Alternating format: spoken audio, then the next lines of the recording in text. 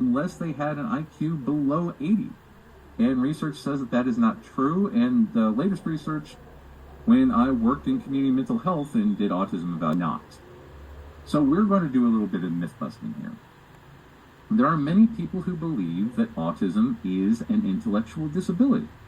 When I worked in community mental health and did autism evaluations, there were people who were convinced that autism was an intellectual disability, and I had to do IQ tests with every autism evaluation, and they didn't like me to diagnose autism unless they had an IQ below 80. And research says that that is not true, and the latest research shows that only 17% of autistic people have an intellectual impairment like that. So there are several of us who are twice exceptional, meaning gifted and autistic, and there are lots of autistic people of average intelligence. Autism is not a developmental disability, it is a developmental difference.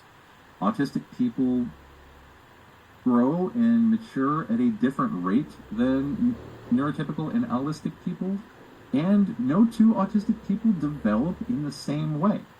Our brains do not develop uniformly, and that is the thing that a lot of people have difficulty understanding because, again, if you've met one autistic person, you've met one autistic person. There's a reason for that, and we'll get to that in about 3 slides. Autism is not a lack of empathy or compassion. As a matter of fact, research shows that due to hyper-connected mirror neurons, we are often more compassionate and more empathetic than our allistic counterparts.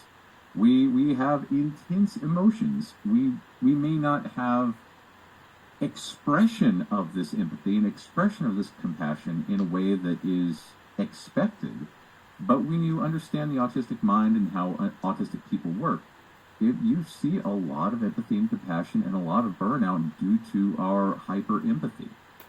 Autism is not a lack of theory of mind.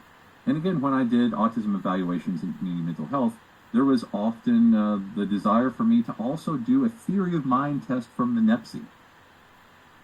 It was out there.